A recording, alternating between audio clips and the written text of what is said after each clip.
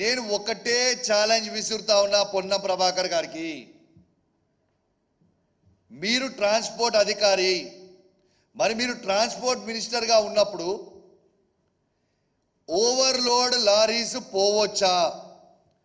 నేను ఒక బాధ్యత కలిగిన శాసనసభ్యునిగా రెడ్ హ్యాండెడ్గా లారీని పట్టుకొని దాంట్లో పోతున్న వేటేజ్ని, దాంట్లో వే బిల్ అవసరం లేదు అని కొన్ని మాట్లాడుతున్నాను.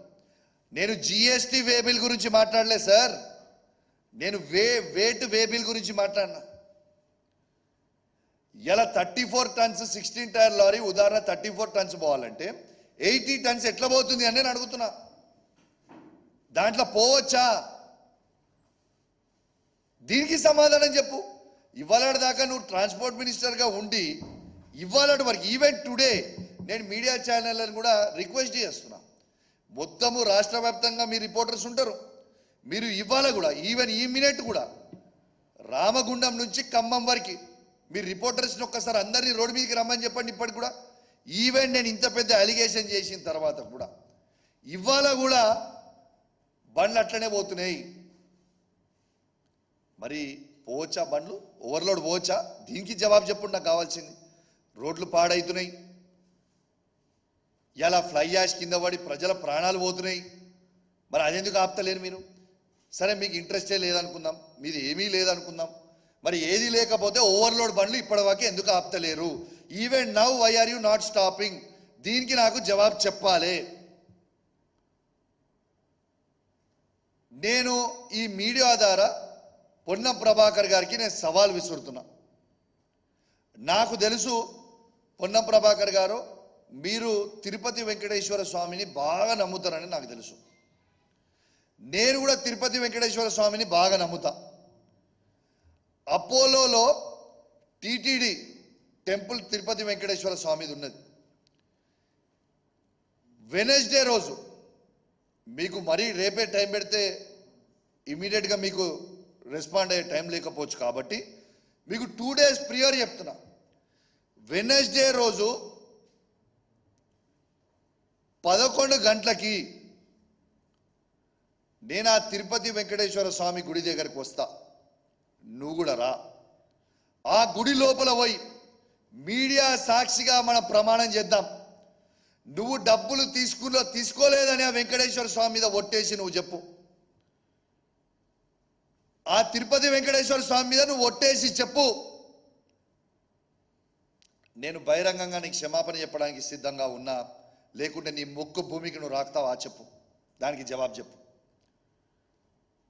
ఇప్పటికి కూడా చెప్తున్నా, నువ్వు ఆ స్కామ్లో ఉన్నావు, ఫ్లై యాష్ స్కామ్ అని ఓవర్లోడ్ చేస్తున్నా. నేను చెప్తున్నా, వెనస్డే రోజు 11 గంటలకి మొత్తం మీడియాని నేనే ఆర్గనైజ్ చేస్తా. అక్కడికి మీరు రాండి, మంత్రిగా మీరు రాండి, ఎమ్మెల్యేగా నేను వస్తా.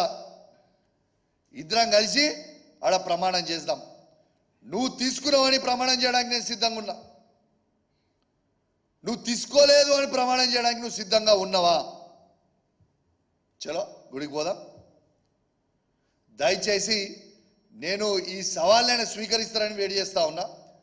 వెనస్డే రోజు నువ్వు గిట్లా, అది కూడా ఇప్పుడే చెప్తున్నా, వెనస్డే రోజు గిట్లా మీరు హాజరు కాకపోతే యాడికి, దీని అర్థం యావత్ తెలంగాణ ప్రజలకి మొత్తం మళ్ళా అర్థమయ్యే విధంగా ఆ వెంకటేశ్వర స్వామి సాక్షిగా ఇంకొన్ని నిజాలు బయట పెడతా. ఆ రోజు గ్యారెంటీ బయట పెడతా.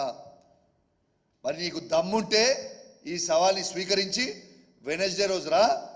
వెనస్డే రోజు 11 AM ఆ టీటీడీ తిరుపతి వెంకటేశ్వర స్వామి అపోలో టెంపుల్లో మన ఇద్దరం కలుసుకుందాం.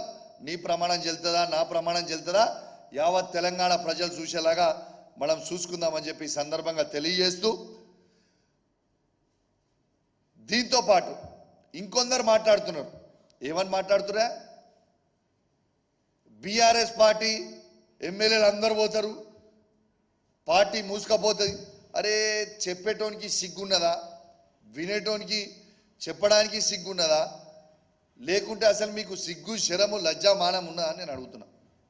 ఇలా బీఆర్ఎస్ పార్టీ పోయిన 4 దొంగలు పోతే పోయిర్రు. మేము 34 మంది ఎమ్మెల్యేలు ఉన్నాం. 28 మంది ఎమ్మెల్సీలు ఉన్నాం, 4 పార్లమెంట్ సభ్యులు, రాజ్యసభ పార్లమెంట్ సభ్యులు ఉన్నాం, వేలాది మంది జెడ్పీటీసీలు, ఎంపీపీలు, మున్సిపల్ చైర్మన్లు, కౌన్సిలర్లు, సర్పంచ్లు ఉన్నాం, లక్షలాది మంది కార్యకర్తలు ఉన్నారు, వేలాది మంది వార్డు మెంబర్లు, ఉప సర్పంచ్లు, సింగిల్ విండో చైర్మన్లు, సింగిల్ విండో డైరెక్టర్లు, మార్కెట్ చైర్మన్లు, మాజీ మార్కెట్ చైర్మన్లు, వేలాది మంది, లక్షలాది మంది బీఆర్ఎస్ పార్టీ కార్యకర్తలు ఉన్నారు. ఎవరో ఒకరిద్దరు ఎమ్మెల్యేలు పోతే పార్టీ ఆగిపోదు. అసలైన తొలి వెలుగు. ఫాలో వాట్సాప్ @తొలి వెలుగు official.